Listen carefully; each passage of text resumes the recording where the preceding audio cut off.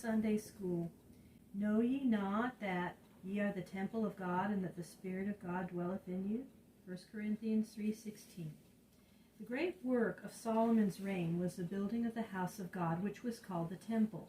This stood on Mount Moriah on the east of Mount Zion, and it covered the whole mountain. King David had prepared for it by gathering great stores of gold and silver and stone and cedar wood. The walls were made of stone and the roof of cedar.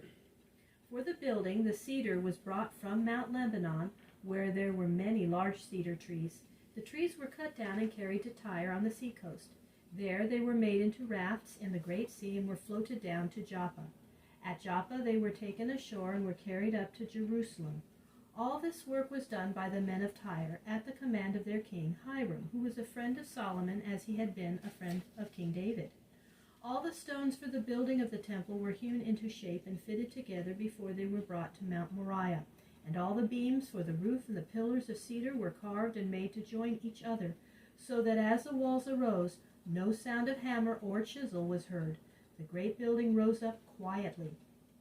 You remember the form of the tabernacle which was built before Mount Sinai in the wilderness, with its courts, its holy place, and its holy of holies. The temple was copied after the tabernacle, except that it was larger, and it was a house of stone and cedar instead of a tent.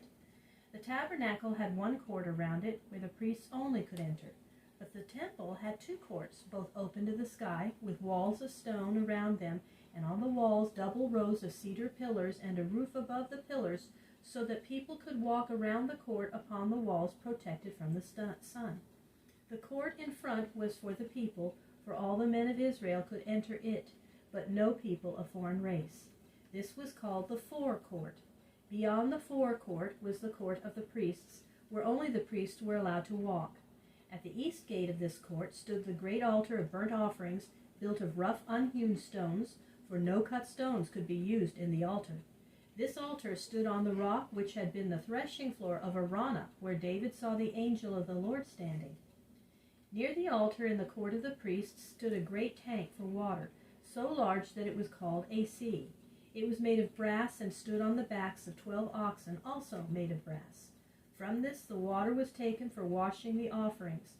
Within the court of the priests stood the holy house, or the temple building, made of marble and of cedar. Its front was a high tower called the porch. In this were rooms for the high priest and his sons. Back of the porch was the holy place. This was a long room in which stood the table for the 12 loaves of bread and golden altar of incense. In the holy place of the tabernacle stood the golden lampstand. We are not sure whether it was in the temple, for either in place of the lampstand or perhaps in addition to it, Solomon placed 10 lamps of gold in the holy place. Between the holy place and the Holy of Holies was a great veil as in the tabernacle, and in the Holy of Holies the priests placed the Ark of the Covenant.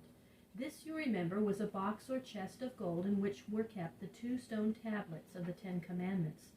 This Ark of the Covenant was all that stood in the Holy of Holies, and into this room only the high priest came, and he only on one day in the year, the great Day of Atonement, when the scapegoat was sent away. Outside of the temple building were rooms for the priests. They were built on the outer wall of the house, on the rear and the 2 sides, but not in front, 3 stories high, and were entered from the outside only. 7 years were spent in building the temple, but at last it was finished, and a great service was held when the house was set apart to the worship of the Lord. Many offerings were burnt upon the great altar. The ark was brought from Mount Zion and placed in the Holy of Holies, and King Solomon knelt upon a platform in front of the altar and offered a prayer to the Lord before all the people who filled the courts of the temple. One night, after the temple was finished, the Lord appeared to Solomon in a dream for the 2nd time.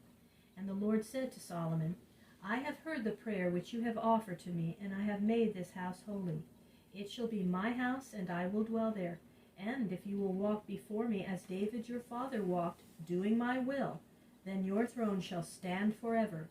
But if you turn aside from following the Lord, then I will leave this house, and I will turn from it, and will let your enemies of Israel come and destroy this house that was built for me.